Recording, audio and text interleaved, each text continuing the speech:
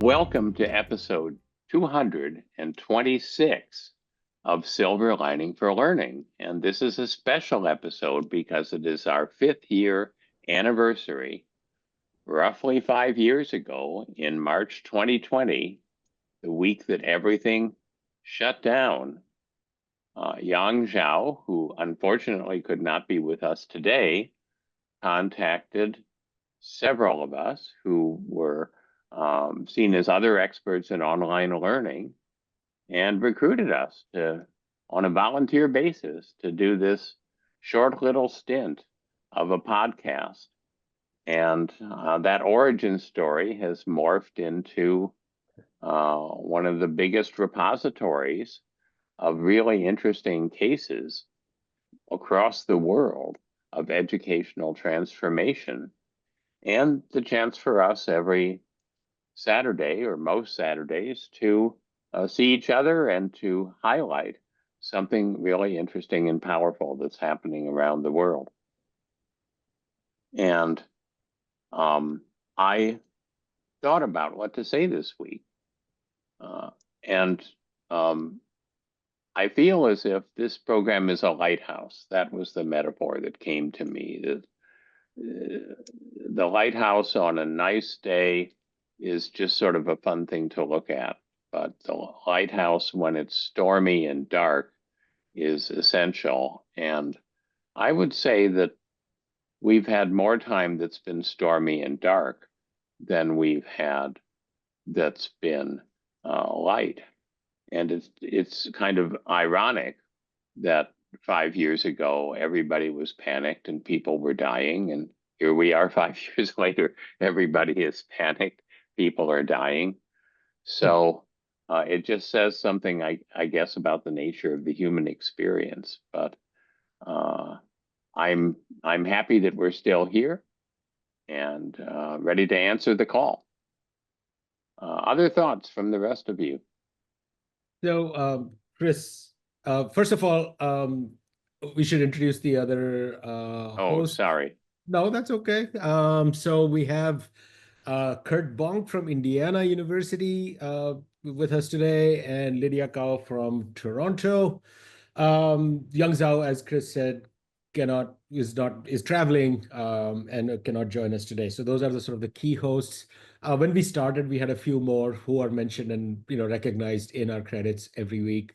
And that's important to mention as well. But Chris, I hadn't thought of the lighthouse metaphor, but the thing I was thinking of is like we started 5 years ago, and I think on our website we say something like under the dark cloud of the COVID, pandemic where things shut down. And it's weird. In some ways, we have come full circle. So to sort of the dark clouds of whatever is happening at the federal level today, to the advent of generative AI and all the hype around it, most of it increasingly dystopian in my mind. So there are these transformations that are happening that make what we do here a little more relevant. And I would love to sort of us to at some point in this conversation think about what our sort of quote unquote response in that space should be, right? Again, we are scholars and academics. We are not, I mean, we might have activist hats in other spaces, but I think that the unique strength that we bring is that of being sort of like I mean, you can never truly be dispassionate, but at least be objective observers who have thought and read and written about these topics for a long time. I think gives us a perspective and a viewpoint that I think is important. And so I hope that at some point we can talk about how we want to address some of these changes that are happening, because these are deeply disturbing at one level, but also transformational. Again, I don't use the word transformational necessarily like in it's a positive sense, which typically it sort of happens that way, is used that way. But I think it is changing things, right? And then what our response should be. The final thing I'll say is that I was invited by UNESCO. They have a digital day coming up, and they wanted somebody to give sort of the closing remarks there. And I was wondering what I should talk about. And then I realized that there is, like you said, a repository of 200 plus hours of of episodes and conversations with fascinating, interesting people. And if one theme that pops out over sort of the 5 years of doing this is that innovation, change, and all of those things are going to happen in these amazing pockets rather than whole scale. And we have so many stories. So I literally just started picking up like episodes, so we have these 4 that we did with NGOs in India. We have the kids from Nepal. We have, the 3 powerful episodes about women in Afghanistan from very different perspectives, right? Girls' education in Afghanistan with the university in Bangladesh. And so I think that it really was powerful to go back and reflect and just search on the website that we have and realize how many of these episodes have blurred in my mind and how fun it is to go back and sort of reflect on them. So 2 points, I guess, is that I think we are sort of back full circle to the dark cloud, that email that Zhao sent for us to think ahead for hopefully the next 5 years, and who knows. Um, and also to realize that what a great sort of resource and asset we have built. And I think, and the third point I would make is, and I hope to sort of discuss that as well, maybe here or maybe offline, is I think that we have sort of not done as good a job of promoting this. When I see a lot of the podcasts and episodes that are out there, I think our content is extremely rich, and I would love to explore some ways of expanding that, knowing very well that this is something that we do in the sort of margins of our lives. It's not a full-time job for any of us, let alone a part-time job for any of us. So those are sort of some of my initial thoughts going forward. I don't know who wants to jump in next. Lydia? Thank you, Curt. Thank you, Punya and Chris, for your reflection. So I went back to the repository and just looked through every episode. And then what stood out to me was that not just I remember what the episode was about, I also remember who I was and where I was at that time. So I remember like watching the very first episode in 2020 in my dormitory at Cambridge as a first-year doctoral student. And then I remember that sense of connection I felt, because like the world everything was closing down, but I felt there were colleagues out there who are still trying to pick things up. And I felt this sense of connection, assurance, and comfort at that time. And then I kept on looking at the episode, and I remember this episode that happened while I was writing up my thesis in Quebec. And I remember that like tunnel vision I had. I just need to finish the thesis and write this up. And but then like every Saturday I will like watch Silver Lining for Learning. And then it really helped to expand my horizon, my views, and get me out of that tunnel vision. Like just to remind me that there's such an expansive field of education out there. And then speaking of expansiveness, and I think while I was looking at the episode, it really expanded the definition of education in Silver Lining for Learning. So what is education?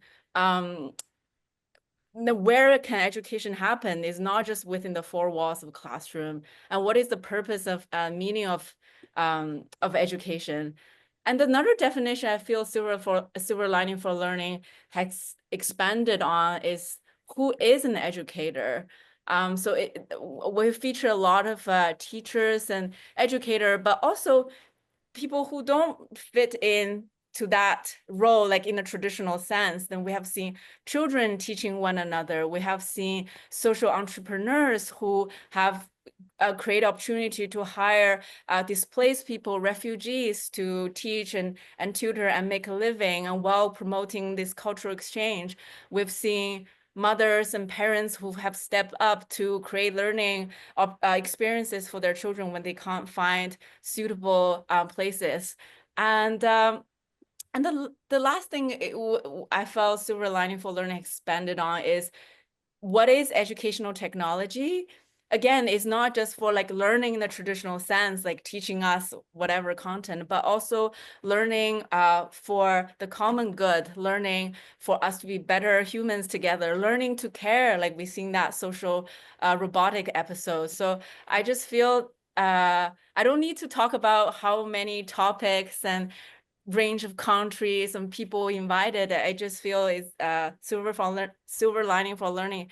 To me, it really creates this expansive view of world of education. And Curt. Sure.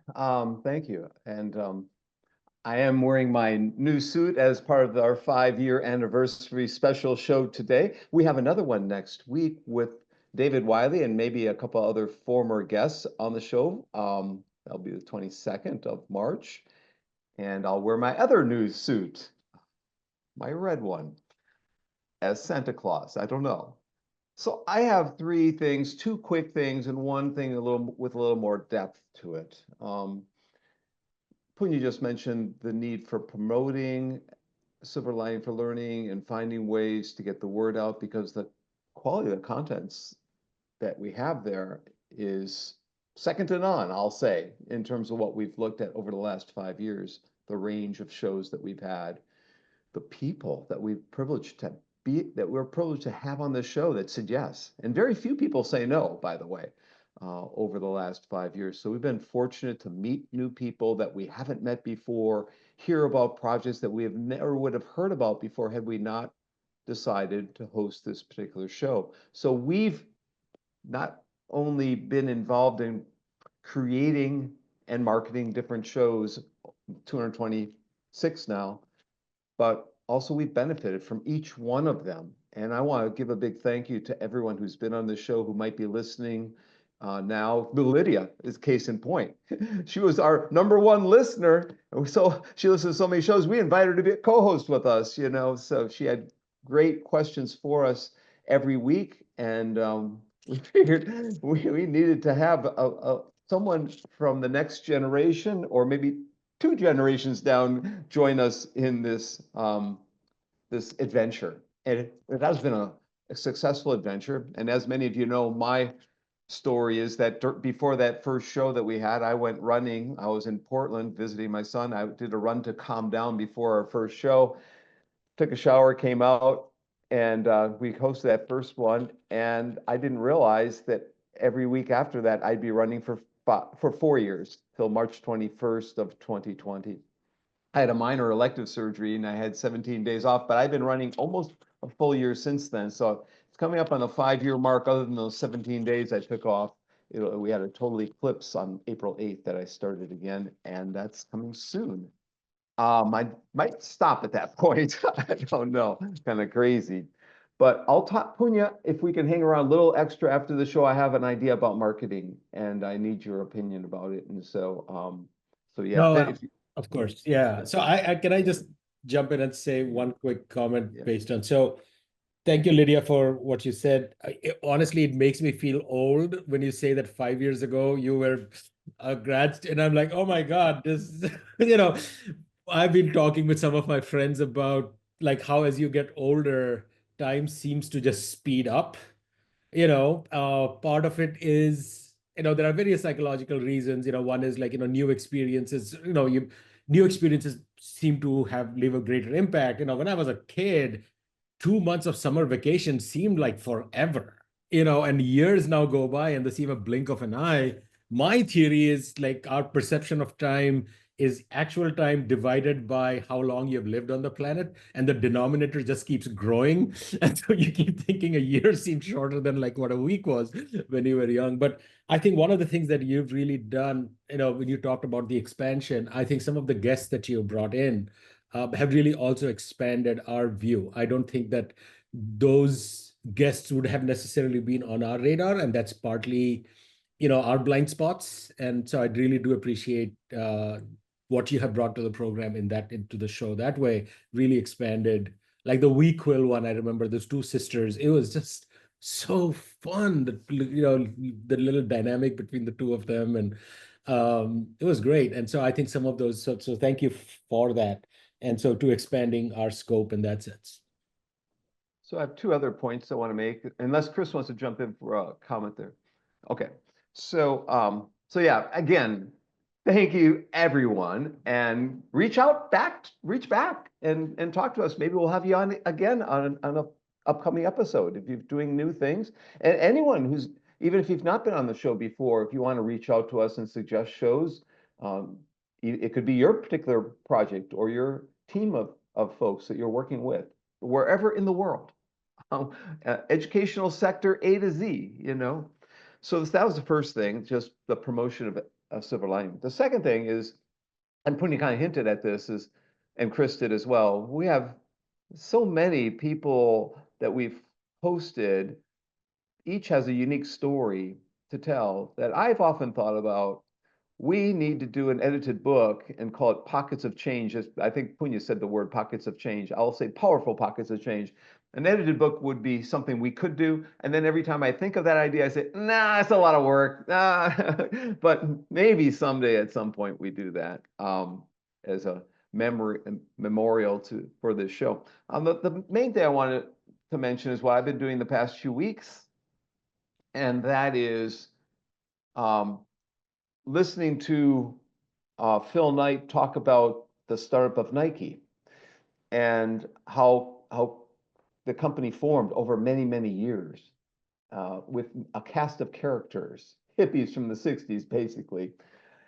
And, you know, as I just finished the book last night, and they had some takeaways from the book, you know, taking risks is important and breaking things and doing things and being the first one at something and so forth.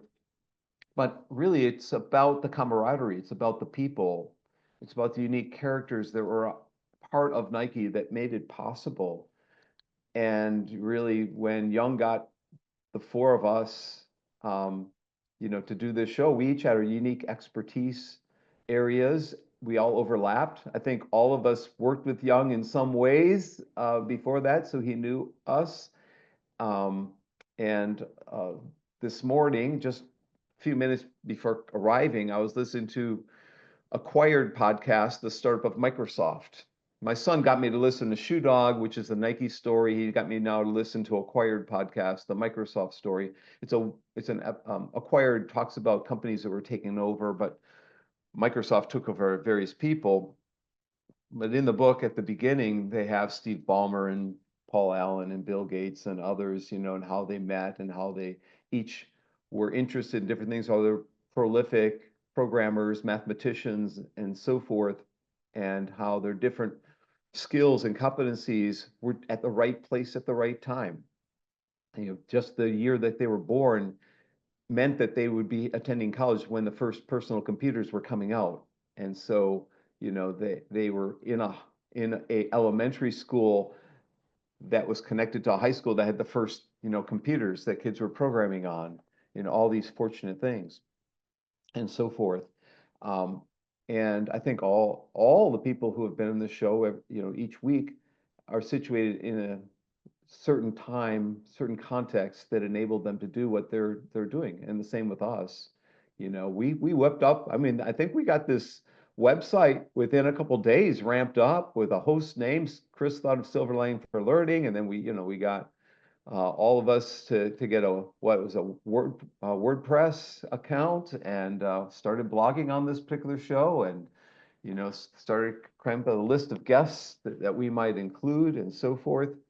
But you know, as I listened to the Acquired podcast, as I read the Shoe Dog book from Nike, I started thinking about us, you know, and we're each of us have made inroads into the field of educational technology, learning design technology, whatever you want to call it. Now, a lot of us are in the AI field and have been promoters in our own right in terms of our own research and our colleagues' researches. And it's been fortunate to work with all of you, and now to have Lydia getting us thinking about new areas that we haven't explored previously is really important.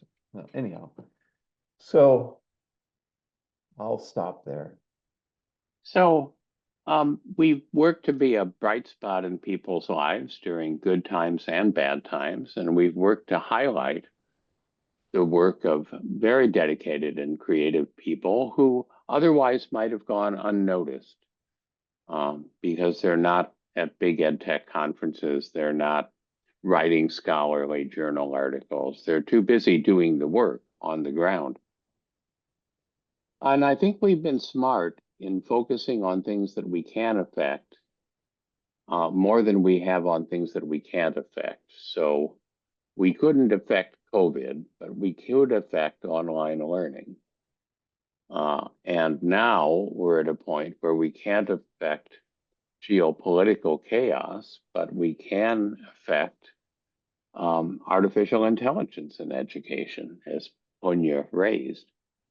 And it's interesting to think about how to make that effect happen. When I look back at the last week, there were, well, week and a half, there were 4 things that I did that were involved with artificial intelligence, all coming at the elephant from very different angles. One of them is that we had a retreat for our National AI Institute in Adult Learning and Online Education. I flew down to Atlanta. I led the risk analysis group, which was an experience that made me want to drink at lunchtime. And we, discussed contingency plans and what to do if the Institute were to be shut down tomorrow or shut down at the end of year 4 or not to have any opportunity for renewal.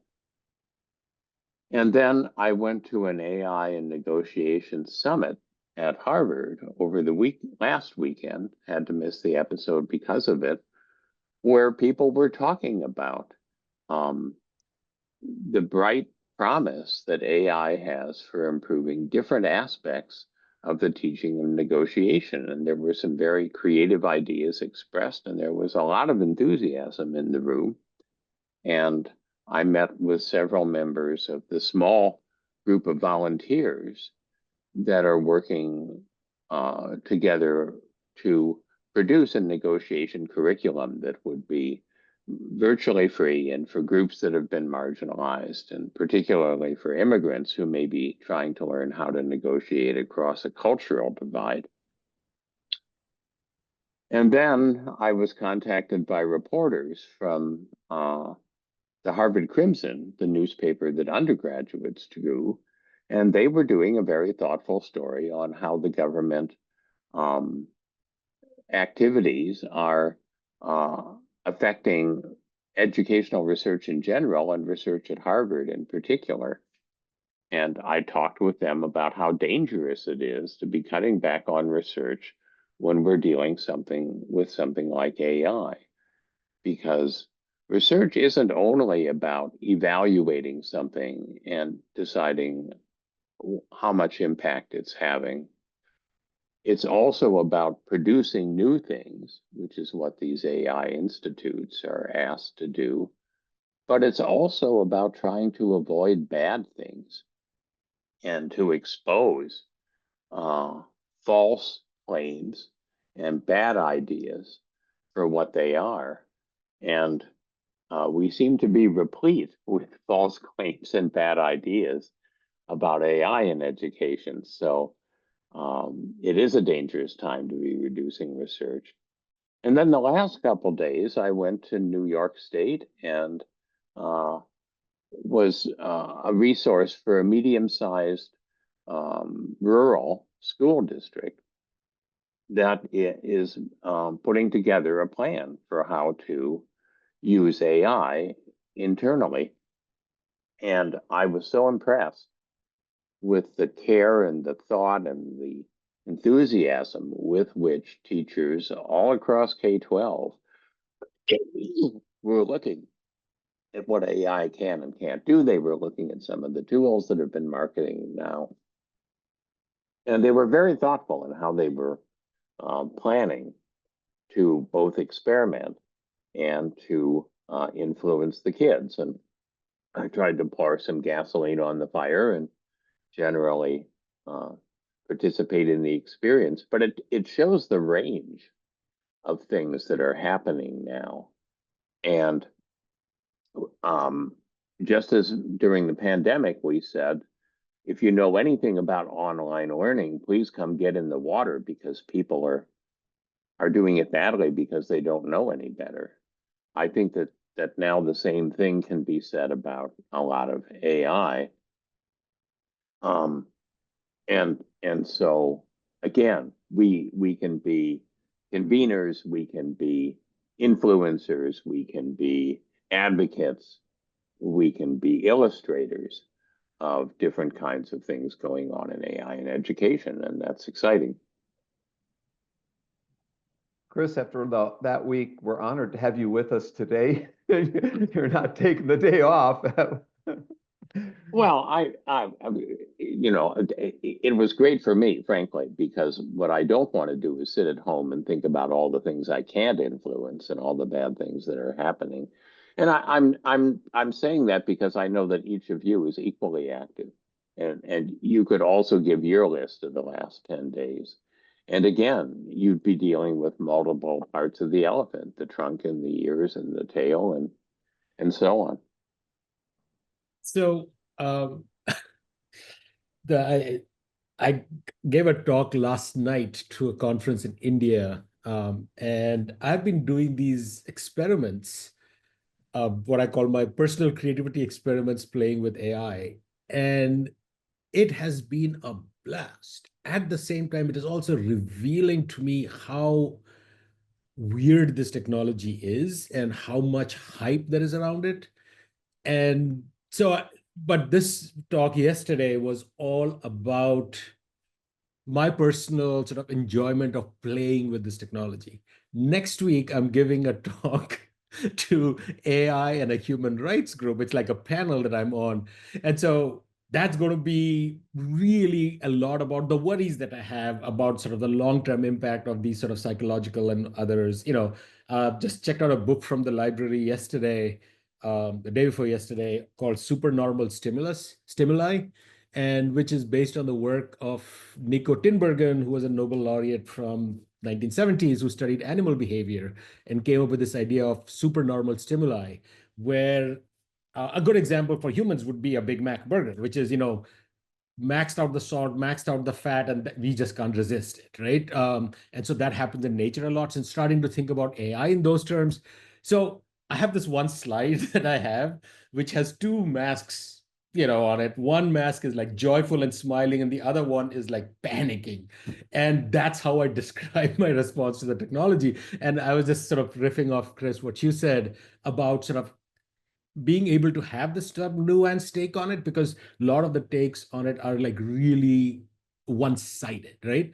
And that one can have both of these sort of contesting perspectives, and that's okay. So yeah, so I just think that it's a good point about that's a privilege I think that being an academic provides us, to be able to do that, which is increasingly under attack, to be honest. But still, it is something that we still do have, and I think that's important, the role that we play in that space. What isn't on attack right now that we do? So I second what Chris has said, is if we can find anywhere where we can help people think from with a different lens, provide people with resources or possibilities for resources, or evaluate the things that they've done and give them advice for next directions. All that is what each of us have done in the past and will continue to do, and will help us get through these dark moments in time. Because to be honest, when it comes back to ground zero, they still have kids in schools or in universities that need to be educated, and there are new opportunities today that weren't there when I was going through undergraduate school back a long time ago at UW-Whitewater. And it's amazing to reflect back on, what we had in terms of competing technology. I was in a building with punch cards, as Chris will remember. He's probably even pre-punch card technology. That was next to another that had been burned down during the 60s protests. But it was a cave. It was a cave. It wasn't a fun cave to be in and wait for the next iteration of problems in your programming code, to have to fix it. and sit for another 4 hours to wait for the results. So literally it was every time you fixed it was waiting at least 2 hours, if not 4 hours. So the instantaneousness of every aspect of technology and education today is a brave and brand new world. You know, we had we had to be a very patient people back in the day, let's just say. And I think that patience helps when we're dealing with the situations of today, and overcoming them, and being able to not ignore them, but realize that different days are coming and that there'll be an explosion of unique ways in which we all can contribute to this education space in different ways, not just K-12, but pre-K life, long learning. And maybe we need to have a month where we talk about lifelong learning and get lifelong learning experts in again, because I think that's one of Chris's real interest areas, and is mine too. But there could be themes that we might want to pick at, for particularly during this coming year, and that could be one of them, and get some people who have been in the, like the Rovi Brandons of the world, the, people who are dealing with in continuing studies and continuing ed, and the 60-year curriculum folks, and getting people to, during these darker times, to get them to think about the lifelong possibilities of education, so they're not just stuck in one moment in time, and they're thinking about the impact they're making that will have a residue for decades to come.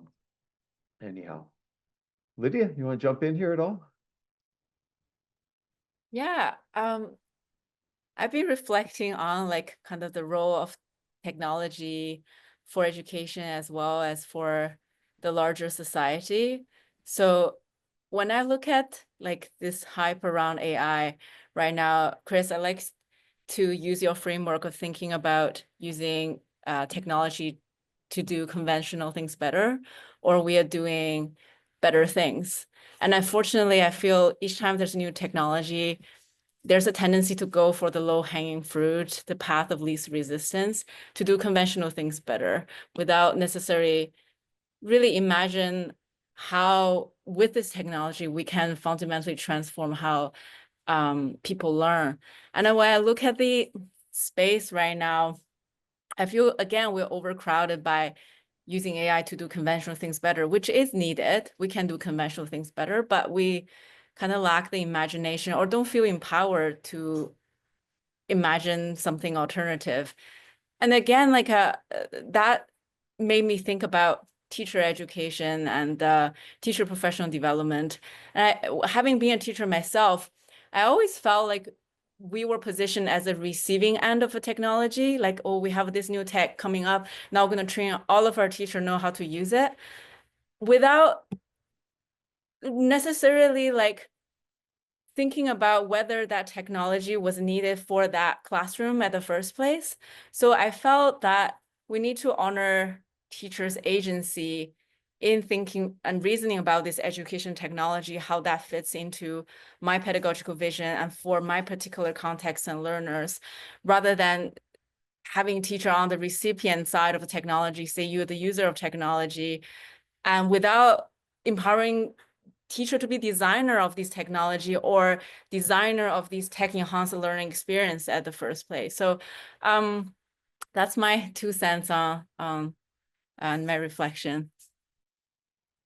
So, Lydia, that reminded me of something that I wrote recently, and I'm not going to read the whole thing out, but there's a special issue of the Journal of Teacher Education that I was one of the co-editors on, like a special, like a visiting editor with a couple of other people. And when we were working on the editorial, somebody put a comment saying that, that this feels again like teachers have to catch up with this technology. And that bothered me. And I was like, no, that's not what this is. And so I'm going to read a little bit of that part because I think it really resonated with what you're saying here, which is, I wrote that it is sometimes easy when faced with such rapid technological transitions to feel that teacher education is always playing catch up. This tendency to characterize educators as perpetually behind the curve, however, obscures the fundamental strengths and enduring values that educators bring to these challenges. While technology may evolve, educators bring essential assets, an understanding of the importance of caring for and nurturing relationships, to transform disciplined knowledge into accessible forms that open learners' mind to new ways of thinking, a grounding in research and theory coupled with a dedication to evidence-based practice, and a commitment to philosophical and ethical principles that have been refined over generations. Like those things, I mean, Dewey is still relevant. Schulman is still relevant. I mean, these thinkers are still relevant. And perhaps most importantly, valuing the practical wisdom that educators have in that space through localized contextual experience. I could go on, but I think that really, I was very proud of that paragraph, once I wrote it, because I think it's very easy in these times always be like, oh my God, teachers need to catch up. We are falling behind. That rhetoric drives me nuts, because there is something unique and special that educators bring to the table, irrespective of what technology they use or they don't, so that inevitability of like you have to kind of a thing is a little bit sort of frustrating to me at some level when I think about it, because very often an intentional choice not to use a particular tool for X or Y in a classroom may be the better choice to make, because that space, that context, and so on. And I often feel that nuance, that recognition of what educators bring to the table is lost. That they are designers of learning experiences. At the end of the day, that's what they do. And all of these things are different tools in their tool belt that they mix and match. And that's what we need to be empowering, rather than continuously pointing fingers and saying, oh my God, you guys are so left behind, you guys are this, you guys are that, which is just firstly demeaning and demotivating and demoralizing. But worse is it doesn't recognize the value that that group is bringing to the table. So Hear, thank you hear, for comments, hear, Philip. hear. Really important. Yeah, I've been thinking about that for more than a decade. Just how we always say, just need a little more training. Just need a little more training, Yeah. And you wonder the psyche of the teachers out there on the ground. They're constantly hearing, they're underprepared or unprepared for this next iteration, this next wave.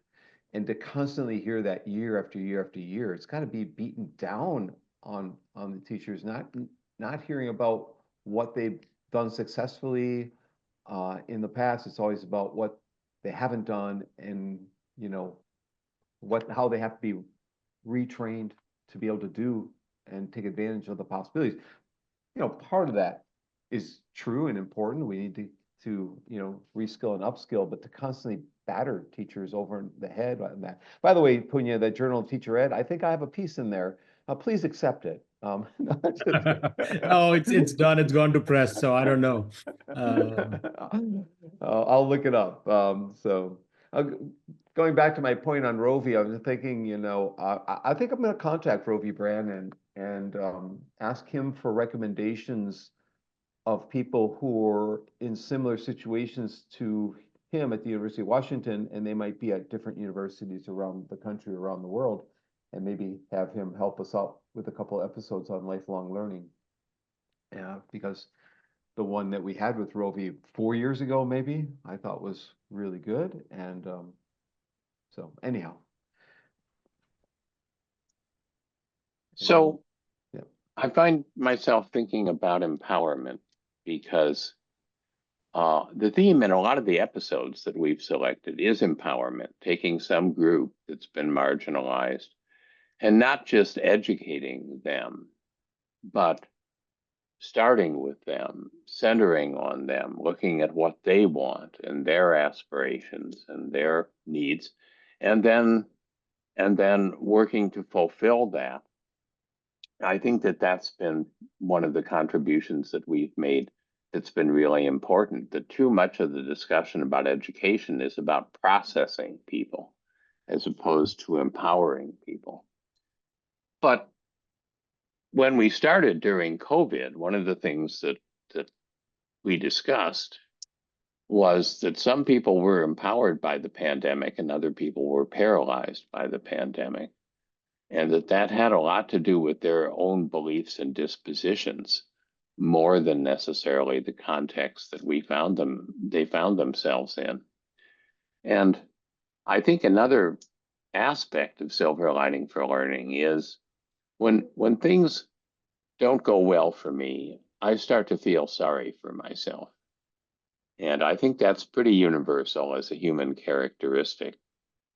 And one of the things that helps when you're feeling sorry for yourself and like you're powerless and helpless and everything's beating on you is to watch a success story of somebody who's far worse off than you are. And then you get kind of ashamed because you think, here I am feeling sorry for myself, and this person who has a lot less or a lot more to contend with has nonetheless persevered and done wonderful things. And I think that's another thing that silver lining for learning can provide is I remember teachers from rich districts during the pandemic saying, well, there's just nothing we can do. And then we'd show a program on some group in a different country living on a shoestring and doing wonderful things. And it just was a nice kind of contrast. So I know that a lot of people now have very good reasons to feel sorry for themselves. They have very good reasons to feel beaten up by society, helpless, and those are all appropriate feelings that are part of working through grief. But at the same time, I think that we in Silver Lining for Learning and others can celebrate the power of human beings to be resilient, to be tenacious, to be innovative, to triumph over adversity, and so on. And that's another thing that's unique about our case studies.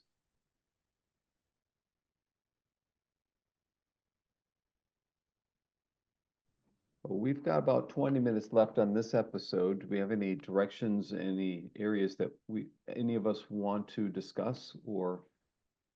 So one thing I was wondering is in terms of Chris, what you mentioned in the beginning, earlier on, that there is a way that we can influence some of the conversation that's happening around AI. I was wondering if, like, the school that you visited, if there would be guests from there that we could invite. I have some emails from people which I haven't had time to follow up on about schools who are doing some interesting work. So maybe we could do like a sequence of 3 or 4 episodes in the K-12 space to look at what people are doing. I mean, again, none of this stuff would have been finalized. They'd still be in works in progress, but I think it's important to highlight and showcase some places where there are good conversations happening. So that could be one thing that we could focus on coming up. And I think that would be useful, both as like the lighthouse metaphor that you gave, right? Early on. I think it's a little early for that particular group. I'd like to do that about 6 months from now. Okay. Yeah. But I think that you're right, that we don't need to only celebrate people who kind of reached a milestone and they've got a lot of evidence of success. We can celebrate people who are on the journey and doing a great job of being on the journey. Right. Yeah, I think that's what I was trying to get at. Yeah, I have a student who just did a dissertation on AI in K-12 schools in Indiana, and she probably has a couple of schools that she could pick out for us to have on the show. So I'll go back and ask her for some recommendations. I have another student who's about to dissertate, work for a nonprofit organization in Indiana that uses AI feedback for students, and I can ask him for exemplar schools that are utilizing their feedback mechanism. So I'll have a couple of ideas anyhow from this discussion. I'm sure I'll think of some more as as the weeks go by. But that's it. Yeah, I like that idea.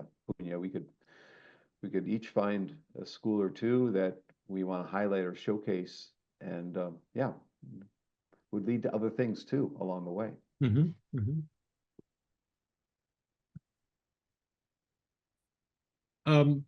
Any thoughts on what we can do to do a better job of promoting that we can talk about? Just curious. Can you get, maybe before we do that, Punya, can you tell us a bit about the numbers that from 2 years ago to today, what have you seen, and Well, in what ways the data being collected, how is yeah, it no, stored, that? honestly, part of the reason why I asked for some like a professional webmaster is because our Google Analytics changed the way it collects data, and our WordPress Google Analytics connection basically dropped. And so we really don't have data for a while. So that will change now, or has changed now. So we'll have more data going forward. One big thing that shift that we made, two big shifts that we made, one positive and one not so much. One was like going into the podcast space. I think that I'm seeing that data I can see, and I see that we have a steady sort of listening. I think we can do a better job of promoting it. Podcasts are a good venue for people to listen to us on the go. I continuously hear from people or meet people when I go to a conference or something saying that they've heard this episode or that episode. So I think that was a good move on our part. I think the part that we lost was the live show that we used to do, which had a small but dedicated number of people who'd come in, drop their questions. And so that's what I've been thinking is how we can go back to that and whether we can do it some way through LinkedIn. Sort of LinkedIn live events where there is a group of people who are always on LinkedIn and we can promote it there. The challenge there is a technical one, which is right now the way Zoom is set up. I don't even have to be here. If I'm traveling and I can't be for a certain episode, it just works. You know what I mean? You guys can jump in, guests can jump in. We have a fixed URL, a Zoom link, blah, blah, blah. It's great. Once we go into the streaming mode, there is a lot of back-end work that needs to be done to get the streaming link URL, put it in the back end of Zoom to do this, to do that, which, that's where a production team comes in. They do the back-end work. And yes, for most episodes that I'm there, I'm willing to do that, but there will be episodes that I'm not there, and then it becomes an issue, right?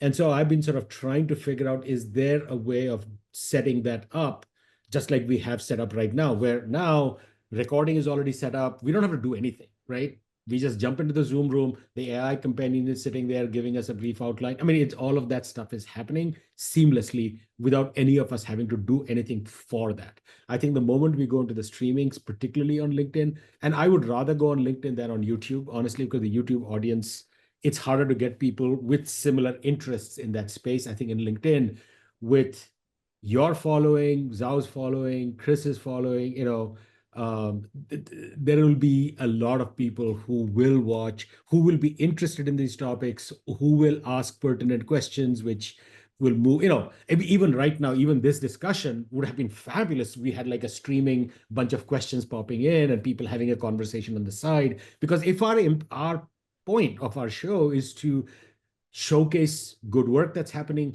to engage in genuine conversation, I think we are missing out on that. So those would be, the point is not that, this becomes the number one podcast and then, we start rolling in the big bucks. That's not the point. I think it's the more it is of how do we generate powerful conversations that happen along with the ones that are happening there. And there is something to be said for the live aspect of it. So that's what I'm sort of thinking of. I agree that LinkedIn would offer us opportunities, maybe a little more professional too. A lot of the people, as you say, it's a very active space. And each of us, I mean, Chris gave some numbers of his LinkedIn counts earlier, 4 or 5 years ago. It was pretty amazing. And I've picked up in LinkedIn as well in posting and whatnot that I hadn't done previously. And it's getting a lot of traction too. And you are as well, Punya. I don't know about Lydia, if you've got any, you in LinkedIn, I don't know if you've got any active presence in LinkedIn. But before she answers that, Punya, do you have that baseline data still saved so that if we find ways to market better, do we have the comparisons that we could talk about 6 months from now, a year from now? And are the podcast download numbers available at all? Yeah, the podcast numbers are available because they're going to Simplecast, and Simplecast will give me that data. It's the visits to the website that I don't have, and the number, like people, which countries people were coming from. I had that till some point. I don't have that. I do have YouTube viewership numbers because that YouTube keeps. It's the WordPress data that I don't have right now. Mm. Is there a way you think you might obtain it in No, no, because the link to Google Analytics basically just broke. Mhm. But it is what it is. It's fine. I mean, that's okay. I think it's more of thinking of how we want to expand out. I know Chris had talked about doing more short form sort of things, and Lydia, you had talked about that as well. So that's another possibility. But I think that if we do something LinkedIn Live, I think that'll be great. Mm. I would focus, at least personally speaking, I can sort of take the lead on that part. Mm. Because I think that will be useful. If I can figure out some way of making it relatively seamless, like we have set up now, that'd be great. Yeah, I'm going to talk to you after the show. Okay. And yeah, Lydia, I picked. You want to comment on that? Yeah, I agree. I think that's a really good idea. And I think expanding the conversation beyond the host is really important. And that's why I was so dedicated to come to the show every Saturday, because I felt I was part of it. And I want to return, Curt, to your idea about the book initially. I recently have a conversation with a colleague, and she highly recommended we should have a book, because she said, well, you have so much content, it's so rich, but at the same time, it's hard to navigate. We don't know like which episode to watch, and we can search, but it's not always obvious. If you can have a book that like go with your podcast, and we can have like a kind of a map, that would be really helpful. And then that book also can help us reach more audience who will come to our podcast. So I think I definitely don't want to for you to drop the idea of the book. Yeah, my Transformative Change Around the World book had 45 chapters, and each were 1,000 word to 3,000, 1 to 2,000 word chapters. They're simple, and everyone got their picture and bio in the book, and it's a way to highlight different folks. And we 8 different themes, global education was one of the themes. We could easily, have that. I just have to think about, and that's something that I do often. I do these edited books, but I've laid low on that for 2 years for and been doing other things. But it's something we need to think about, given we could come up with 30, 40, 50 names of people who could readily write a 1,000 word chapter on what they're doing. Just all the people that Chris has brought into the show. There are Harvard alums, doing brilliant things in Africa and South America and North America and Asia. It's pretty amazing the folks that we've had. So I'll keep thinking about it. I'm sure that if we propose something at Rutledge, they would say yes. I mean, pretty easily, but or someone else, I don't know. Again, we've got about 6 minutes left for this particular show. Are there anything else? Well, in thinking about how we do reach out, I did work with that commercial program that chunks longer videos into segments, and chunked 1.5 programs and was ready to keep going, and then life caught up with me and I haven't touched it for a month. It's hard to do in automated program. It does its best, but it's not the kind of natural flow that one would expect. I think that we could mine our videos and take cross episode themes and make something that might be 15 minutes long, that would be 3 experts reflection on change. How do you foster change? Or 3 experts reflection on design. What are some good ways to teach and do creative design? But it would be a lot of work. I mean, there's no magic AI that's going to do that for us. And it would be based on the hope that we'd get more uptake from shorter videos than we would from longer videos. But it's not apparent to me that the length is the real issue. I think it's more that people would have to change how they teach. And we know that that's the number one reason why ed tech doesn't succeed. Well, I think I think we could declare victory and go on to talk about next week. And Yeah. you know, there's not a rule that these programs have to be 60 minutes long. If we're close, No, I think that's fine. I think it's more of us reflecting on, at least from my part, at least reflecting on what are the sort of moves that we can make in that space. And I think I'm going to reach out to this person who had reached out to me, who works with a lot of schools, and said, and we had a conversation once about getting some schools who are doing interesting stuff. And she emailed me back. I never followed up. Just it's sitting in my inbox. So I'll follow up. We'll get some new episodes there. I'll start looking at the possibility of doing streaming on LinkedIn. I think that's something that it's just a way of getting the conversation to a wider place. So I think those are easy ones to at least focus our attention on for now.